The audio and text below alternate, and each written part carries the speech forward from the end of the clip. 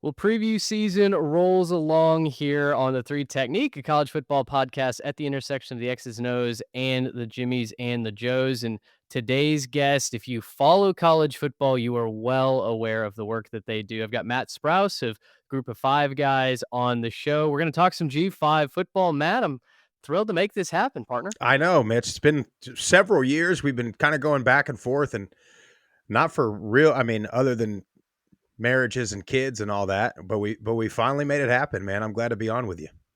I'm thrilled as well. Yeah, we've wanted to have you guys on for quite some time, and it's college football truly never sleeps. That much is true. I know that Josh Pate has the no off season bit. We really have been excited though as the spring portal has closed and rosters actually start to take shape to dive into the G5. And this year we did it the opposite of how we've done our previews in the past, where normally we've started with the Power Four teams and then finished with the Group of Five. This year, quite honestly, I couldn't wait to dive into the G5 Hmm. rosters, the coaching changes, and so we've completely flipped it. We just started with our Sunbelt previews over on the Substack. We're going to get to those in episode form here shortly, but I guess first question for you, as college football has changed, what kind of excitement level do you have for college football, and when do you start to kind of get that itch to start talking ball? I mean, like we were talking, just a minute ago. There's really not an off season, and I swear, Jeff and I were talking about this earlier in the week that this typically this is the time of year when it's usually a little quieter, right? Like spring portal's closed, summer workouts are starting to get rolling. But for me, my date normally is like the first mow. First time I mow the grass at the house is like, okay, it's warming up. We're in spring ball now, or most places are, and that's kind of the time when I'm like, all right, we're getting close, because once you have spring ball, man, it's spring ball, you get this weird little window, and then you got summer workouts. And I mean, we got teams are going to be starting fall camp in 2 months. Yeah, it's going to be here before we know it. I know for a lot of college football fans, at least like myself, uh, we talk previews and analytics and as much ball as we can because the rest of the world just does the talking season bit. We have the coaches meetings and Yeah. the conference politicking that goes back and forth. Right now, all of Twitter is aflame on Mm. the SEC and the Big Ten trying to run everything. Which conference is actually better? And man, I don't care about any of that. I just want to dive into the teams. I want to talk matchups. I want to start to put together my picture Hmm. of what the college football season is going to look like. But in the G5, that has become maybe a little bit harder and harder with each passing year, right? Like last year, we saw 8 starters leave Athens, Ohio, and Tim Albin Mm. after spring ball. Yep. And he was forced to work the miracles that he does. He's now obviously at Charlotte. But for G5 teams that are faced with maybe rebuilding their two deep after spring ball, what level of excitement do you get from the coaches and the players that you guys interact with on a pretty regular basis? Do you sense that old school excitement, or is there some trepidation, maybe some lethargy that comes with those challenges? Yeah, I mean, everybody still gets excited, or at least in public, right? Everybody says all the right things. Coaches, they're really good at what they do. They're very media trained, but I think there's so much uncertainty, even with the coaches. I mean, we had John Summerall at Tulane on the show. It's been probably 2 months ago now, and I mean, he's obviously very confident. Obviously, Tulane has a ton of expectations. Everywhere Coach Summerall has been, they've won. But even he was like, "Look, I mean, we got guys, but most of them have never played together. We don't know. I mean, there's just so much uncertainty. Even if you have a roster full of quote unquote talented guys, or 4 and 5 star transfers, you really just don't know, because there's number one, you're having to rebuild a roster, and then number two, there's less and less time in pads on the field leading up to those first games. hmm Do you think that the proposition that seems to be gaining a lot of steam, that the transfer portal will move to just one window in January, is that going to help, or do you think it's just going to kind of amplify the effects that we see from the portal? I mean, in my mind, I think it helps. I think it would maybe not eliminate, but it would lessen some of the in season, behind the scenes, sliding in the DMs, kind of under the table stuff that supposedly is not allowed, right? But some of these, with the agents having conversations with parents and with high school coaches and people that are not even really involved, I think that lessens a little bit. I think it helps the bowl season a little bit. I think you've got, I mean, we had guys opting out of playoff games last year, so I think it helps that a little bit, but you are still going to have those conversations to a degree happening behind the scenes and distractions and all of those things. Yeah, it certainly seems like maybe it might save the competition on a year-to-year basis and bring some meaning back to bowl season. I mean, look, no matter which way you slice it, there's always going to be value in bowl season, at least for college football fans like myself who, are driving back from Christmas up in the Midwest, and I've got, one hand on the wheel and another hand watching, the what used to be the Quick Lane Bowl. I guess what do they call it now? The I don't know what that one is in not Detroit. yeah, whatever that bowl is. Yeah. But you have classics being played at 11 a.m. on a Yep. Tuesday, and that's always going to be beautiful to football fans. Um, with the transfer portal hopefully moving to just one window. We just talked with Carter Yates of Dave Campbell's Texas Football down here, and he made the point that I thought was a good reminder that the portal, one of the side effects of the portal is it's pushed players around into areas that they wouldn't normally go to, right? So instead of high school kids maybe going to the G5 to start out and then trying to work their way up, well, maybe they'll go to the FCS.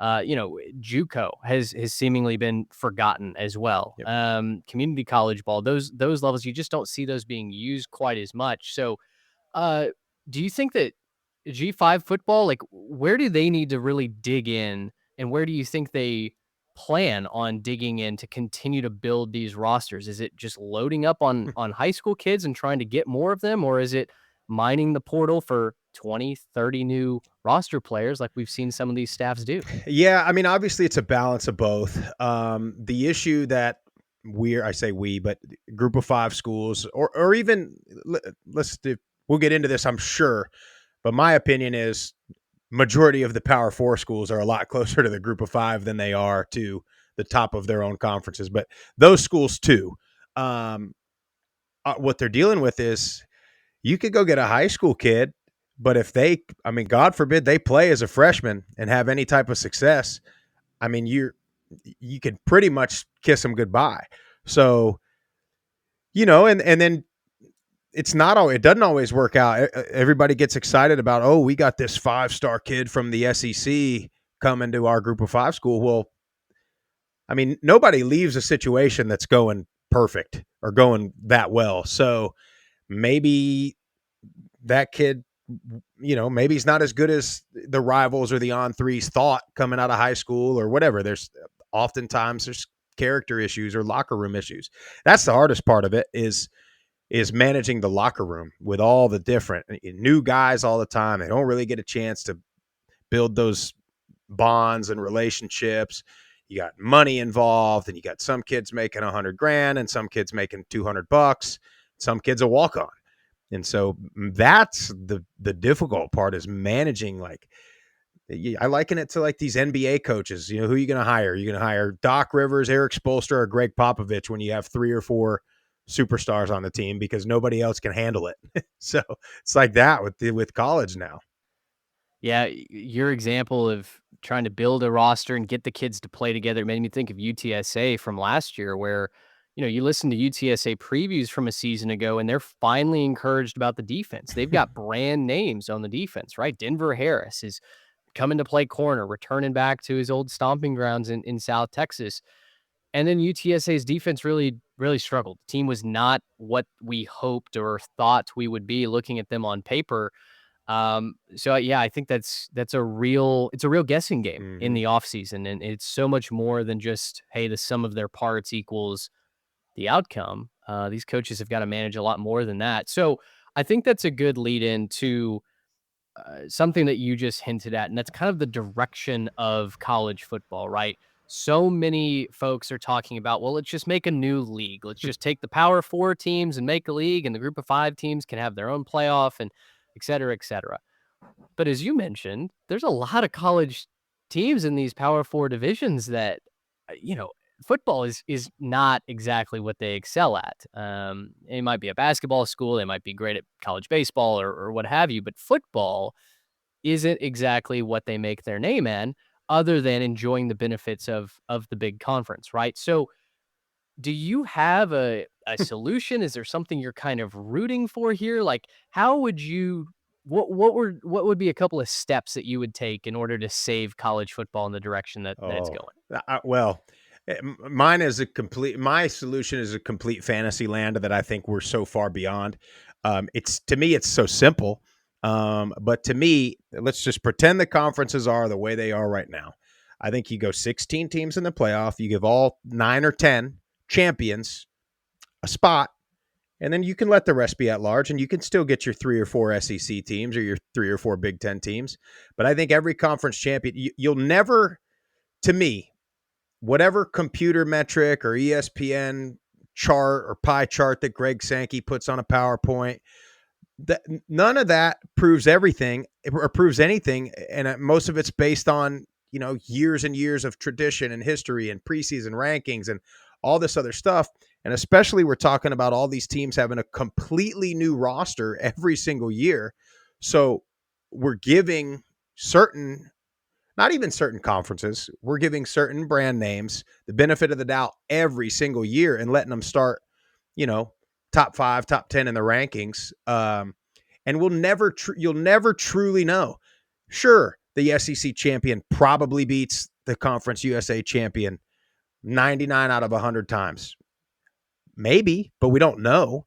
And every other sport in Western civilization, the winner of a conference or a division or a league or a district or whatever, all the way up from Pee Wee to professional, sometimes a team that maybe even finished with a better record in the NBA. It's been happening for 2 decades. You have a team that finishes, 12 in the Western Conference that would have been a 4 or a 5 seed in the Eastern Conference, but they don't change the rules because of that for those couple of teams that miss out. And so, and then my opinion on that is whatever gap there is would close with everybody having the same opportunity, whether it be recruits, whether it be fans, whether it be NIL or donations. If I'm an alumni of Western Kentucky, since I used Conference USA, and right now I'm thinking, well, I mean, there's really, okay, I can give some money, but there's really not a chance we have to like really win anything. But if I know that if I win Conference USA, I'm making the playoffs, and I know, okay, well, we made the playoffs and we lost by 3 touchdowns to Georgia. Okay, well, what do we need? A couple more core guys, and we can take this thing to 2 touchdowns. And then we talk about all the TV revenue, which is what all this is about, by the way. This is all about, we want more teams so we get a bigger piece of the TV deal, and then we continue. It's freaking Walmart coming into small town, choking out the mom and pop. That's what this is. And that's all they're trying to do. And it's money, which whatever. I mean, that's their job. That's Greg Sankey's job. So he's doing it. But my solution, yeah, sorry, I went long-winded there, but it's, you go 16, you could go 24 if you wanted, but I think you give every conference champion a shot, and then you can go the rest at large, or you can do, runners up, or however you want to do it. And then you could let the committee seat it. I'm fine with that. I'm fine with the committee seating however they want to. Now, I think realistically, I think what we'll see, and I'm to the point where I'm just fine with this too.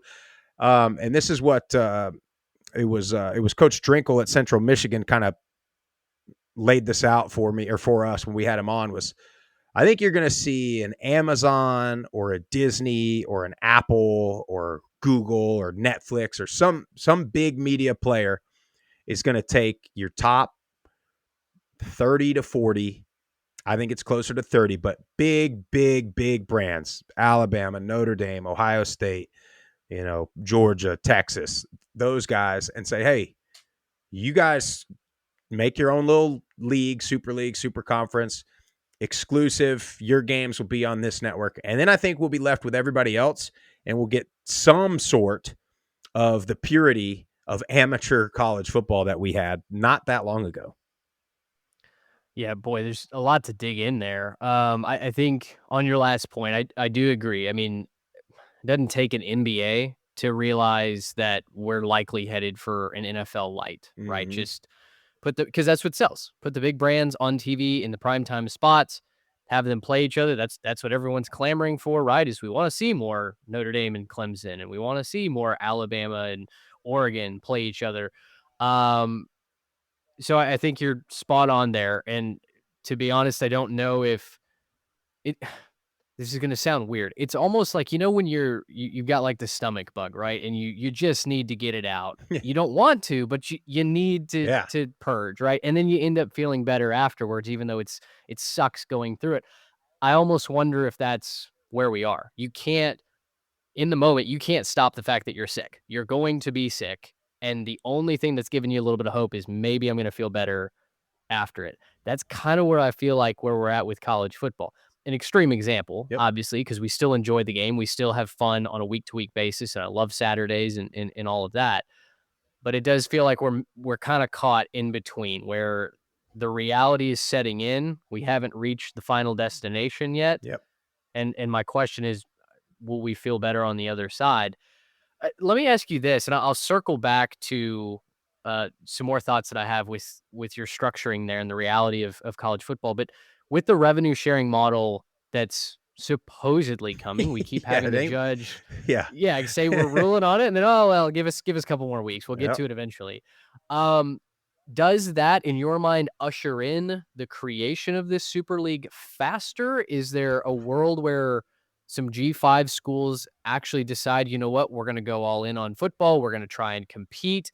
Where do you see that kind of hashing out for schools outside of the SEC and Big Ten? Yeah. I mean, I just don't think majority of the G5 schools have. I don't know where that money's coming from. I mean, Yeah. whatever they make the line, it's with 22 million or something like that, or 20 million. Hmm. It's. I mean, Memphis, Tulane, maybe Boise Yeah. State can maybe pull it together. But I mean, I'm a Middle Tennessee grad. I mean, we ain't getting that. You know what I mean? Hmm. And that's the Hmm. last thing. The last thing that I want is another FCS 1AA type of thing because I don't want that. Yeah. I agree. I feel like getting caught in the middle like that doesn't really help anybody. Is FCS football a blast? Hmm. Absolutely. I love watching FCS football, especially as you get late in the season. You have the rivalry games, the playoffs, but I'm not necessarily, super hyped up for FCS games during the regular season, right? Yep. There is, I think, an element of prestige, quote unquote, that the FBS has that inherently gets us excited about Maction on a Tuesday night and, Conference USA wildness on a Wednesday night. Throw all the quirky things to stay relevant and to get your product in front of viewers, but I do like it all being on the same playing field. Um, Circling back to your playoff point where you said, 16 teams and take all the conference champions, why do you think that college football fans in general are afraid to embrace that? You made the point that every other league in Western sports does that. In every other NCAA Hmm. bracket, we do that, right? We love basketball because of the Florida Gulf Coasts and the St. Bonaventures that, Yep. pull off upsets. We're watching college baseball right now on squeeze play. You love seeing these SC upstates take it to a big time program. And yet then when it comes to college football, though, we one are afraid to embrace that because, oh, well, then the first round games are going to be a blowout. But then when the first round games are a blowout anyway, everyone complains. So Hmm. help me make sense of why we're afraid as college football fans, not just the bankers and the Yep. investment, folks that are pushing the money around, but why are we as fans afraid to embrace that? I think there's like a level of I don't even want to call it that we've been brainwashed, but kind of. I mean, there's this narrative. I Yeah, mean, you see how hard the SEC is pushing this narrative this week. I mean, sure. it's and we've The gauntlet, yeah. I mean, you put a pie chart together. I don't. I mean, I don't. And then give it to ESPN reporters when every metric on the pie chart was created by ESPN. I mean, right? and uh, they act like ESPN and the media hasn't been on their side. Like they agree. You know what I mean? But anyway, I think there's a level of they want to see, like you said, the brand names, and unfortunately, in the last couple of decades, schools that maybe used to be big brand names and are big brand names to me or to a group of five fan, your Toledos, your App States, your Georgia Southerns, Tulane was winning the SEC, several decades ago, but they were. And so what happened? What was the shift that made you think, oh, they just can't, they got no chance in that game? And again, I would argue that right now, typically when you build a roster, you're building your roster to beat the top team in your conference. So everybody in the Mountain West is trying to build a roster to beat Boise State. Well, if you're Boise State now, you're the standard in the Mountain West Conference. You're building a roster now to, okay, we got beat pretty good. We were in it. I was there. We were in that thing and had some momentum. And we're building a roster now to beat Penn State or whoever's that person. So I think you slowly build the roster to beat. You look at, I've been locked into these NHL playoffs, right? And everybody's trying to build a roster to beat my hometown Florida Panthers. so you go from, okay, you're trying to build a roster to beat Ohio in the MAC, and then you do it. Now you get your playoff shot, and maybe you lose pretty bad, but now you got to build a roster to beat. Now you're that much closer, and now your fans are that much more engaged, and they think, oh man, we were actually close. And now you got guys that are maybe looking to transfer. Maybe you got a guy that's the eighth offensive lineman at Ohio State who is a freshman or a sophomore, and he's like, well, I could go to Ohio, be the guy, play left tackle, play there for 3 years, and maybe get them over the hump. Maybe I'm the guy that gets them over the hump and gets them to the second round. And so I think there's that. But I just think the fans just have this assumption of it's going to be a blowout. And the truth of the matter is, the reality is the group of five has done pretty damn good over the last couple of years in the New Year's bowl game that they make. I mean, outside of Liberty getting beat pretty bad by Oregon, I mean, the year before that, Tulane beats USC. I mean, the UCF and Cincinnati teams, from just a few years ago had just as much success as anybody else at that level.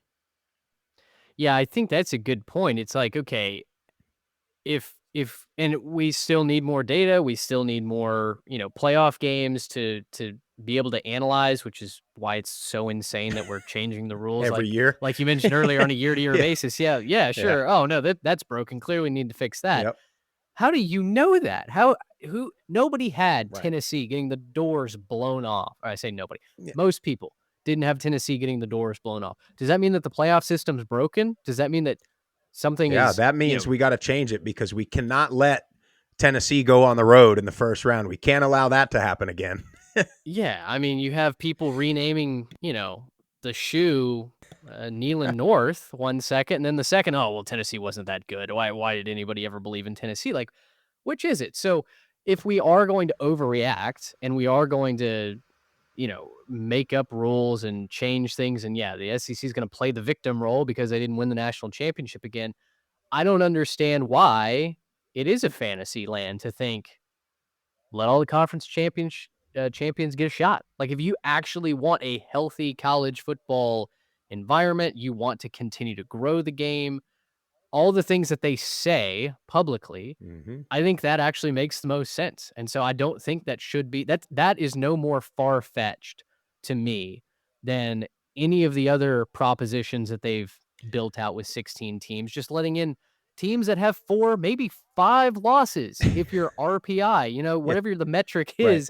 is high enough. That's just as fantastic, whatever the word I I'm don't looking know. for is, than letting Conference USA's champion. Yeah. Well, and the other thing is, you look at these guys right now, the SEC people, they're so pushing this. Oh, our schedule, which is just so hard. It's just such a tough road. Well, okay, here's this. You're saying it, but here's this easy road. Then here's your first round bye week against the Mountain West. If your schedule's that tough and you just can't afford to play a non-conference game on the road, you just can't afford to play one more team in your conference. It's just too hard. Okay, well, here's a nice easy road for you. This is what you think. That's what you say. And so it's you can't. It's like they want what's the saying? They want their cake and eat it too. I mean, that's what they want. They want to act like it's too hard, but then okay, well then here's this solution that potentially gives you an easier route, through the playoffs, but they don't want that either. Well, and I'm an SEC grad. I've covered SEC football for a number of years. And so, I've obviously been hearing that for a long, long time, right? And on one hand, I understand the heart behind it, the mind behind it when we had the BCS or we had the 4-team playoff. Yeah, wins absolutely matter. You would rather go 12-0 and have a couple of, an FCS team and maybe you beat directional state. But you would rather have a shot at going 12-0 than 11-1, 10-2, and maybe getting left out simply because your record wasn't good enough. Mm-hmm. But now that we're expanding the playoff to 16 teams and we will have teams with 4 losses in consideration for Alabama, 2024 Alabama to be the example that everybody Oh. is using and pointing to, they got rolled against a bad Oklahoma team Mm-hmm. in Norman. I mean, Jalen Milroe looked like he had never touched a football before in that game. And so for folks to be saying, even as an SEC guy as I am, to be saying, oh, well, Alabama, look at their metrics. This was a very talented team. They didn't even win their bowl game. They lost to Michigan that nobody believed in. So that's where you lose me, and that's where I have swung the other way to where I am in favor of the 9 conference game model now. It didn't always used to be because, like I said, I always wanted my team Mm-hmm. to have as good of a shot to go 12-0, 11-1, and make that dance. Now, you can be just a pretty good college football team and have a really good shot at getting in to the college football playoff when then it really is. It's like, I think it's going to be like hockey or baseball. The hot team kind of wins, Mm-hmm. right? I mean, we've seen Ohio State do that twice now. Yep. So that's where I have started to separate myself from the talking heads at Disney and in the SEC. I just don't feel like that math, that logic actually adds up as the environment changes. The other thing that I'm sure you'll agree with, if the end goal for the mouse or for all the money movers is to push us into an elite league, an NFL light, there are no bye weeks in an NFL light, right? Like, you're gonna have to play Right. the Texases and the Georgias and the Oregons on a week-to-week basis anyway. So it all feels like smoke and mirrors to me. What can help me right now? What fits my narrative right now? Mm-hmm. And that frustrates me as a fan. Yeah, and I agree 100%. And I think if Alabama wasn't the team that was right there, you replace it with almost any other SEC team, Missouri, Kentucky, Texas A&M, certainly a Vanderbilt or a Mississippi State or one of those guys. I don't think we're having this conversation the way that we're having it right now because I think Alabama, rightfully so, I'll give it to them, is getting the benefit of the doubt for what they've done over the last 2 decades. But again, yeah, you just don't lose 3 times. I mean, if you're that good. But I forget where I was really going with that. But it's you're right. You're not, if you take it and you make this league of 30 or 40 teams that are so far and ahead above everybody else, then yeah, like, you think 9 games is tough. All of them are going to be tough. I mean, you're going to have 12 games that are tough. You're not going to have anybody like be able to have and who knows what they'll allow them to do if they're not in the NCAA. Are they allowed to play, a Mercer or whoever they typically schedule that, that in between week late in November? But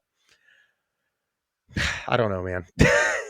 Yeah, I mean, you don't see the NFL teams playing the CFL or, the Yeah. UFL teams, right? Like, at some point, you've just gotta sack up and do it. And it feels like if that's what you're pushing towards, Yep. you've got to be able to accept that reality and understand, 2, 3, 4, whatever, how many years down the line, someone is going to have to look themselves in the mirror and say, in order for us to affirm the current reality, what we're actually pushing for, we have to admit that, yeah, we were kind of speaking out of both ends of our mouth a couple of years ago, which, by then it doesn't no harm, no Yeah. foul. And college football fans are just kind of left left smoldering, I think, a little bit. Yeah. But anyway, all of that to say, appreciate your take on that. That's certainly, I think, a dialogue that's worth having, as you mentioned, as ESPN and the big brands want to push what really feels like an agenda. We feel like it's equally important to talk about the other side as well. But all of that to be said, we will have 12 teams this year Mhm. that every team in America is aiming to be one of those 12 teams. So, from the G5 ranks, I would like to know first of all who you kind of expect a couple of the big contenders to be, and I feel like we can dive into them from there. I mean, I think first and foremost, your favorite has got to be Boise State. I know you lose Ashton Genty, but I got bad news for every other run defense in the Mountain West. They've got to play. They've got another kid, Sire Gaines, that, in my opinion, had he not went down with an injury, I think it was week 3, would have saved Genty about 10 extra carries a game that just absolutely beat him up towards the end of the season. But Boise State, I think, is good. They returned Madsen at quarterback. They've gotten they last year finished a little bit banged up on the offensive line. They've gotten some health back. They've gotten some transfers into Boise State. And they are just a program. I mean, they always are right there. I think any team that's going to do it, barring themselves going undefeated, um, is they've got to have a little bit of that name recognition to start the season. Now none of these guys, maybe Boise, are going to be in the top 25 probably preseason, maybe Boise State. But your teams that will be on everybody's radar as soon as they win early. Tulane will be one of those. Now, Tulane, like I said, they've got a very unproven team. Um, James Madison will be one of those in the Sun Belt because they're kind of everybody's darling. You mentioned that, before the show, like what's the darling? James Madison's got this just kind of like feeling about them where they were really good the last couple years, but they weren't eligible to play for the Sun Belt championship game.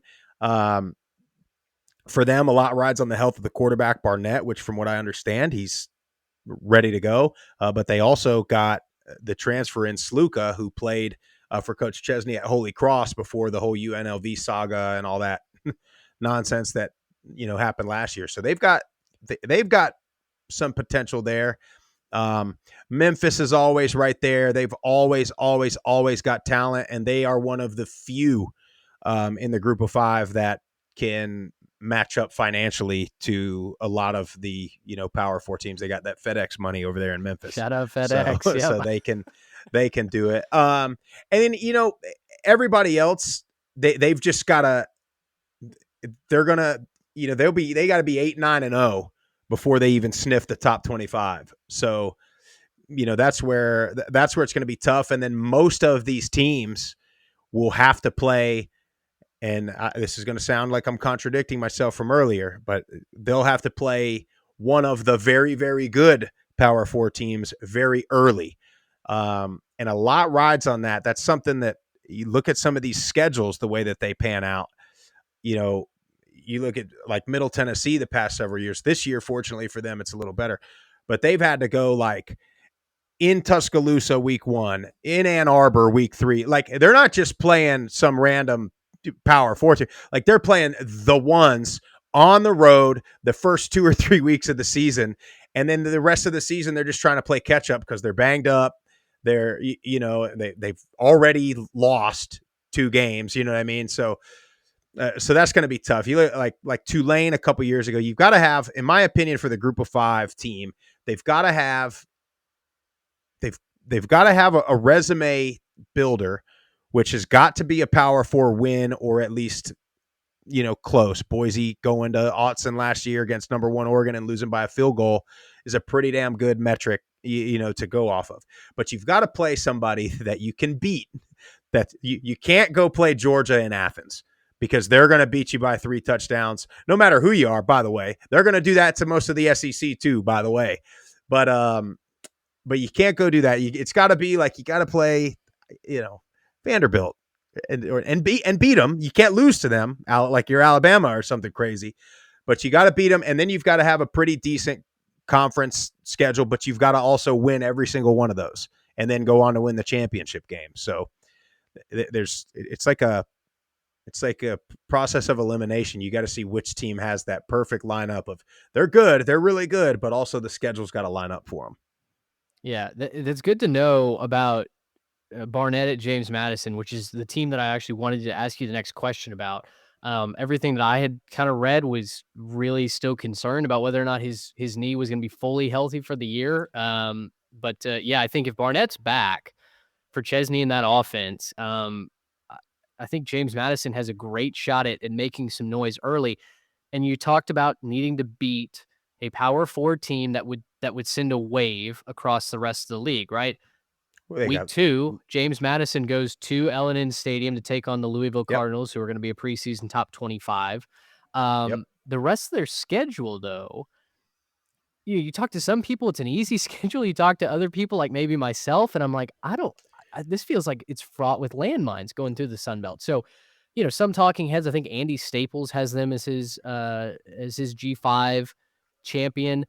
What do you kind of when you look at the schedule, what do you feel in your heart of hearts I about James I Madison this year? love James Madison's schedule. I'm with you. It's it's like it's like what I said. It's tough, but it's not like unbearable. You're right. Yeah, You can go to Louisville. that's Like fair. James Madison could go to Louisville and beat Louisville. I mean, that's Sure. Louisville's not scaring anybody. No, they're very good, but no, they're not scared. Like again, Notre Dame played Alabama in that BCS game, whatever years ago, and you've heard Manti Te'o come out and say it lately. Like, yeah, like when we came through the tunnel, we saw them and we were like, oh my god. That's It's when you're over. talking about a different team. Louisville's not doing that to anybody, especially not a team like James Madison. Um, Right. they also go on the road to Liberty, which I know the national media doesn't necessarily think Liberty's very good, but if you're scheduling a non-conference game on the road at Liberty, I mean, you're not going to get a power four team that's going to try to go to Lynchburg and play Liberty. Sure. They absolutely won't do that. So that's one that should be a good game. I think James Madison will probably be favored in the game, but if you look at a Sun Belt champion with a win on the road at Liberty, on the road at Louisville, barring somebody like Boise State or Tulane going undefeated, Mhm. I mean, that's a pretty good resume. Now, on the other hand, the Sun Belt is so competitive and so balanced. Anybody can beat anybody in that conference. It's been that way for years. Yep. I mean, that's why you're typically going to see a Sun Belt champion that's like 8-4 and Sure. really good. And maybe they, in typical fashion, maybe you beat Louisville, you lose to Liberty, and you go have 1 or 2 losses in the Sun Belt, but you still win the Sun Belt, and that's what Mhm. we've been seeing out of that conference. Yeah, I don't think that I'm not doubting James Madison's ability to get through the Sun Belt, and that's the point that I've tried to stress both in our written preview and anytime I've interacted with someone on Twitter about it. I think James Madison has the horses to do it. I trust Bob Chesney. I like the roster. Um, it's the schedule and I keep describing them as landmines. Yeah. You step on one when you least expect it, right? And all of a sudden, Old Dominion for homecoming suddenly that game doesn't look super comfy, right? Suddenly you're like, kind of wish we didn't have ODU Yeah. for homecoming at Texas State, at a Marshall team that's going to be an absolute wild card. No I have clue. Yep. no idea what to expect from Marshall until we actually see him suited up. And then, yeah, I mean, App State and Coastal to finish it up in the Sun Belt. It just feels like that schedule because they don't miss Louisiana, and they don't miss Texas State from the Yep. West, and then you've got the East that is just a barroom brawl on a weekly Loaded. basis. Yep. That's where I'm like, hold on, everybody. Like when I see and Andy Staples say 12-0, I want you to show me your work a little bit before we just slap a 12-0 label on Do it. yourself a favor when we get off of here and go look at Old Dominion over the last like 2 or 3 years. They'll win 2 games, but they'll lose to everybody on their schedule by 3 or 4 points. It don't matter who. Yes. Virginia Tech, Virginia Yes. lose by 3. Apps. It doesn't matter who they play. They're going to be in the Yes. game. And you're exactly. I mean, anybody like Georgia State, Georgia Southern is going to be tough. Oh, I I know. mean, the East is just the whole Sun Belt Conference. Is good, but yeah, 12-0 is going to be tough. Um, but I think, like he said, like I think their schedules, if they can get through it, it's like the perfect resume if they Yes. can do it. Amen to that. Yeah, to your point, ODU played, I wrote this in the preview. ODU played 9 one-score games last year. They went Yeah. 3 and Yes, 6 man. in those one-score games. And so my key storyline for them was win the coin flip. Find a way to win that coin flip, and suddenly you go from trying to just make a bowl game to, oh my goodness, the Monarchs are competing to be, in the Sun Belt title game. Um, yeah, Georgia Southern, another one, like, statistically, you're like, what'd they go? And then you look at the record and like, oh my gosh, they found a way to win 8 games Uh-huh. last year, and they had these, a couple of horrible metrics. So Sun Belt's gonna be so much fun. Let's go down to Tulane and Memphis, and I know you talked about Tulane just a little bit. Memphis, obviously, with the NIL, they're able to compete. They're able to bring in a couple of blue chip recruits. They've got a freshman quarterback who I believe is the only 4-star quarterback to sign in the group of 5. Is that still correct? Fairly certain, yes. Okay. So Ryan Silverfield obviously has to replace Seth Hennigan, my boy. Covered him in high school up here in North Texas. Still think they should build him a statue there before it's all said and done. And now they bring in Brennan Lewis to take over the quarterback spot, I'm assuming. Um, you look at the rest of their roster, and they've got to move on from Rock Taylor, but they've also done a good job bringing in some talent in the portal. Last year, the issue was the defense just could not get a stop when they absolutely had to, right? Against Navy, they Mm. had no answer. Against UTSA in a weird Saturday afternoon game, they had no answer. So do you think that this year Memphis can start to get over that hump a little bit, or do you kind of anticipate that's what holds the Tigers back again? Yeah, I think it holds them back again, and then you don't have a Seth Hennigan and quite as high powered of an offense to bail you out at times.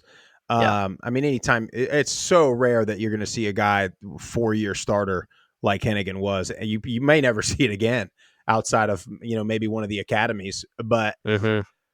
I think, man, last year was their year. Like if you talk about a window, a championship It window, was. I mean, I think preseason, I think me and Jeff probably both had them as the rep, and like you said, they just have a game against Navy where you're like, what is that?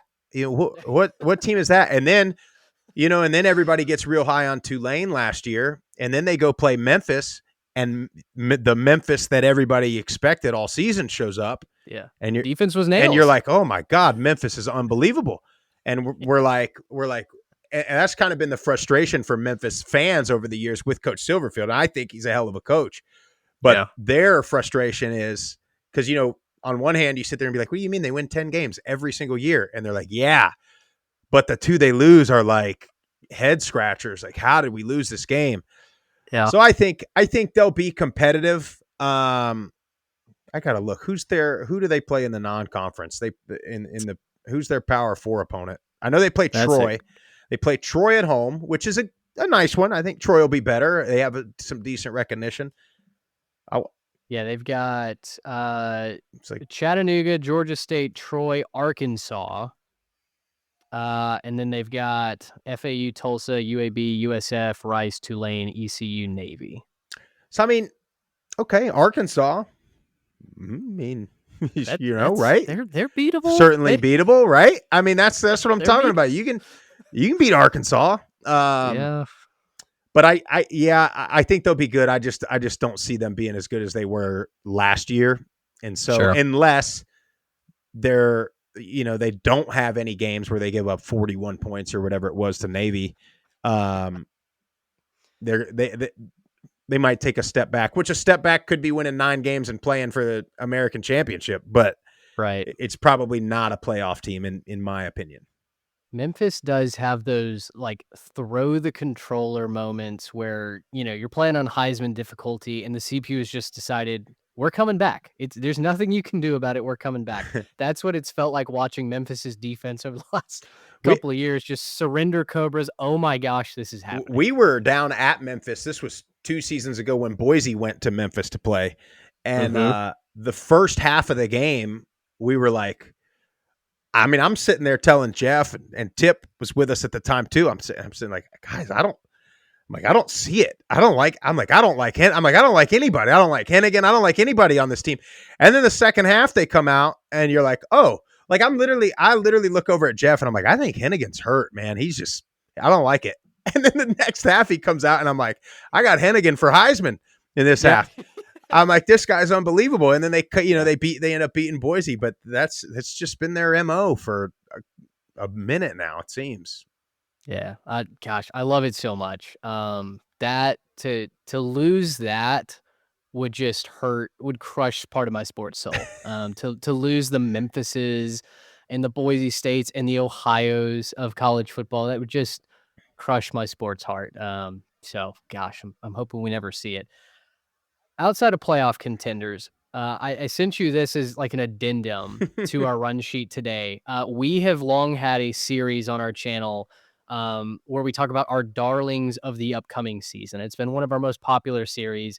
It's so much fun for us as we write these previews. We sink our teeth into every one of these teams, and inevitably, we all fall in love with a different program, right? And our goal is always to, not pick like, will Texas A&M get over the hump and get to 9 or 10 wins? Like, that's not the point of it. The point is to truly pick a team that maybe has been down and out, that is under the radar, that nobody just goes, "Oh yeah, them," when you think of who you're rooting for this year. So, with that in mind, are there, a team or two that kind of springs to mind when I give you that description for the G5? I give you two. This is kind of a top of the head thing, so don't like judge me too harshly on this. The first one I don't think is necessarily not on anybody's radar, but I think Navy is about to be very very good. I mean they were very good last year, but I think Horvath is, you know, they're almost going to be like how Army was this year, and I think Horvath I think he can throw it a little better than Bryson Daly could. And I think as a general statement, if there's ever going to be a group of five team that like truly, truly makes a run, like a big time run, wins a game or two in the playoff, like big time season, it's going to be an academy because they'll be the team that has a team full of seniors that all got there together. They all went to prep school together. They all did freshman year. They all did freaking basic training together. And it's going to be like in the NCAA tournament when some team full of five seniors beats the Kentucky team full of five freshmen that are all Americans. But so I think Navy is going to be really good going forward. And then this is going to be a product of my like. I always, whenever we interview a coach, I get like whoa, they're going to be so good. Just talking to them. However, we had Central Michigan head coach Matt Drinkle on, and he just came over from West Point. And Central Michigan historically is O-line, run the ball, blue collar, and now they go bring in a head coach that just spent the last few years in West Point. And I just think, and the MAC is like the most wide open conference ever, always. I mean, you'll have the winner of that conference will be like 7-5, and the last place team in that conference will be like 5-7, and one game out. And so I think, and there's always like a surprise team. You're always going to have Toledo's always going to be there. Miami's always going to probably be there. But I think Central Michigan is going to take on the identity of their coach and their coaching staff. And I think they're going to be very physical, very disciplined. And I would just say, watch out. Now, they have a brutal start to their schedule. So give me about to like week 8 or 9 before you judge this take. They might be like 1-4, but then they might finish 8-4. So, Yeah. Yeah. I love that. Do they still have? Is it Bert Emanuel Jr.? Is he still the quarterback there? Do you know? I can't I remember. feel like I was I feel like hyping. he left. Yeah, that's why I asked, because last year I remember hyping them up and going, "Man, I know last year wasn't very good, but, like, just dream with me, like, if you squint the right way and the ball bounces their way, not, Miami of Ohio's way, like, you could see Central Michigan making a run." He went to San Diego State, which is very interesting. Sean Lewis, I Oh, love as a coach. San Diego sure, State. I wish they would get some sure. people to show up to their games once in a while. Oh, I And know. they Brutal that attendance. could be such a cool place. Yeah, they Beautiful campus. I don't know if you've ever been to San I have Diego not. State. We had a when I was in high school, we had, the league that I competed in for speech and debate, nerd moment. Ain't nothing wrong with that. We had my senior year on the campus of San Diego State. Absolutely brilliant campus, wonderful weather. Couldn't recommend that enough. Mm. Um, I love that pick. Fire up chips. I love them when they're relevant, and it's felt like it's their time, right? I mean, we've had Western Michigan has certainly had their moment in the sun. Eastern Michigan, like every once in a while, it feels like some people get excited about Mhm. them, but I'm ready for Central Michigan to kind of make a run. What was it like the early was it early 2010s, late Uh, 2000s that they were kind of I mean, dangerous up there they in the had a back? little. Well, yeah, you had Dan Lefevre there back in the Yes. day, and then you went was 2012 or 2013. You had Eric Fisher, number one overall pick in the draft, comes out of Central Yeah. Michigan. It wasn't but 2 or 3 years ago they had two other linemen go early, Bernard Raymond and I can't remember the other guy's name. Offensive lineman came out of there. Yeah. Joe Staley is a Central Michigan guy. I mean, Sure. this is a like I said, this is like the the recipes there, like Midwest O line, West Point guy comes in. Like Yeah. I mean, it's there, but We'll finish on this. I want to get your opinion on two teams that I've fallen in love with. One, because East Carolina was a team that I crushed on hard when I wrote their preview last year. I rebuilt them in college football 25, played with them for a decade. The other team that I'm really excited about for this year is Florida Atlantic. And mm, last year under Tom Herman, I could not have been more out. I was reading previews that said this is the year that Herman puts it all together. Look at all the veteran leadership that's on this team. And I said, "Yeah, I don't think you have a quarterback. I don't love what I see from an X's and O's standpoint." And sure enough, that came to be true. This year, mm, I've got nothing on tape to say that FAU will be good or even markedly improved.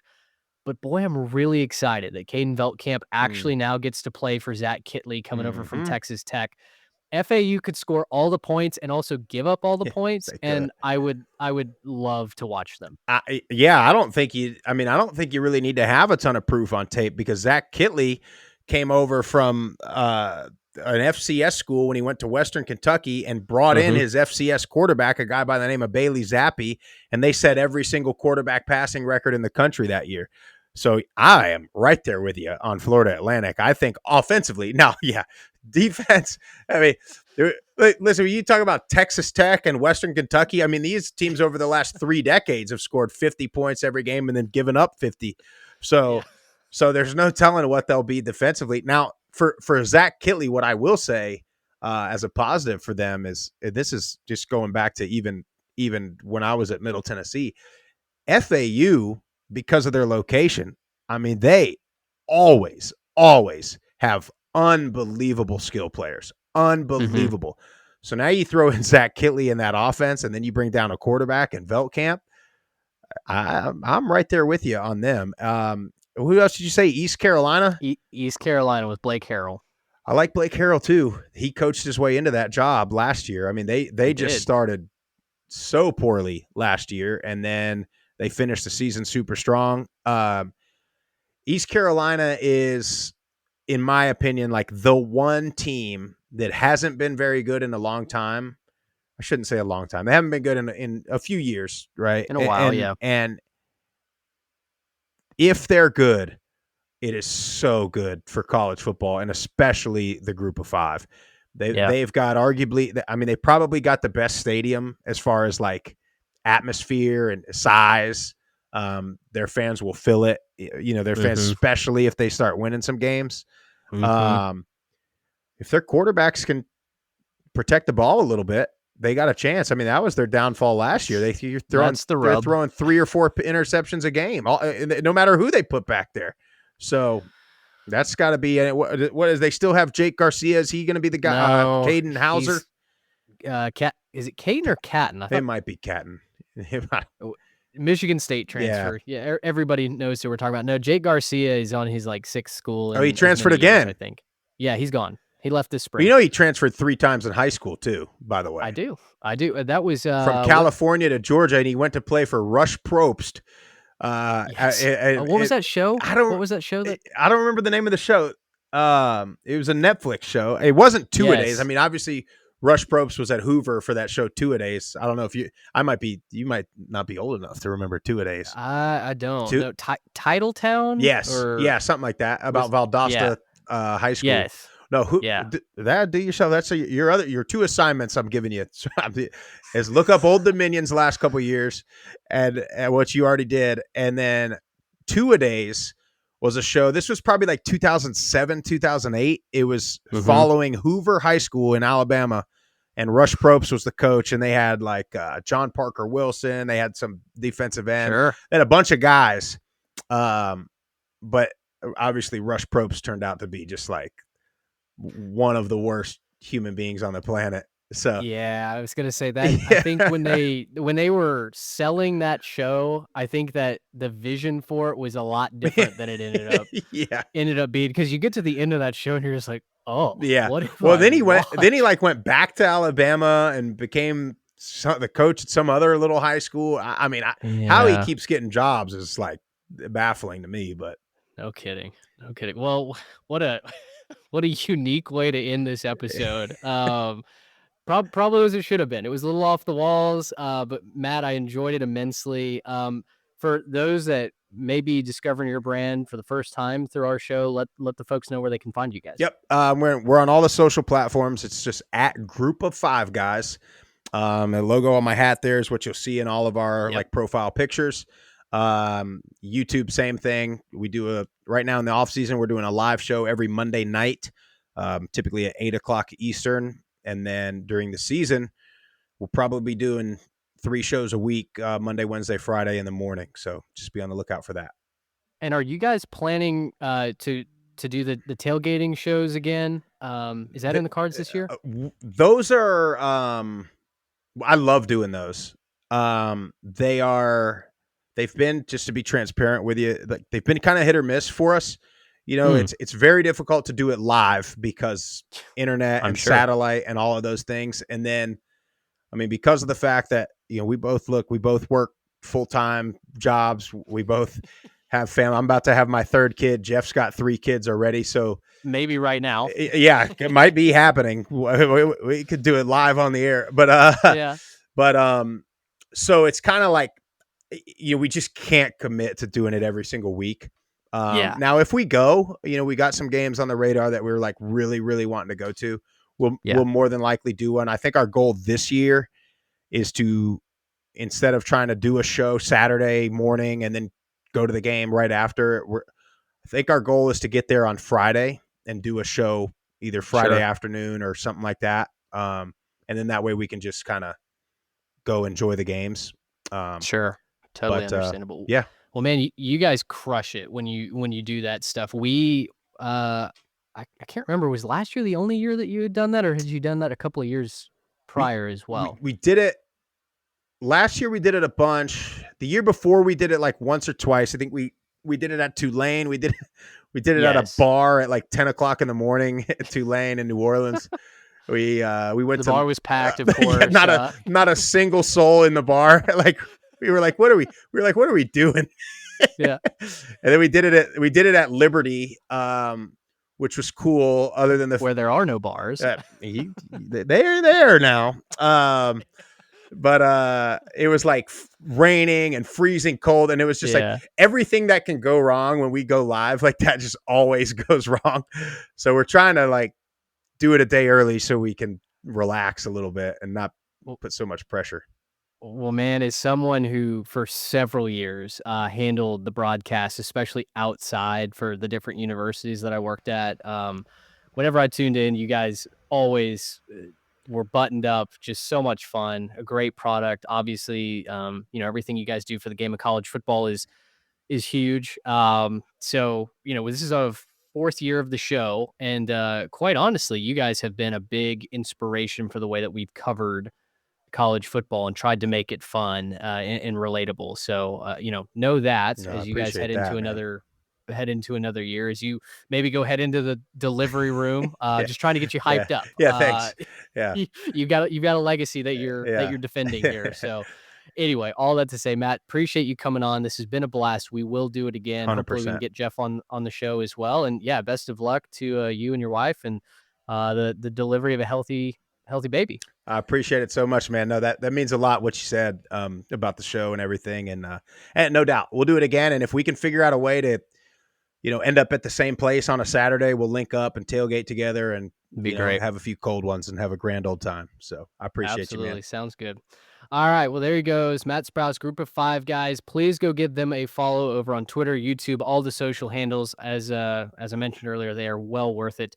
And we appreciate you guys hanging out with us today at 3 Tech Pod. If you're discovering this show for the first time, we are in the middle of preview season. You can check out our YouTube page, our Substack. We're previewing every single team in the country this year.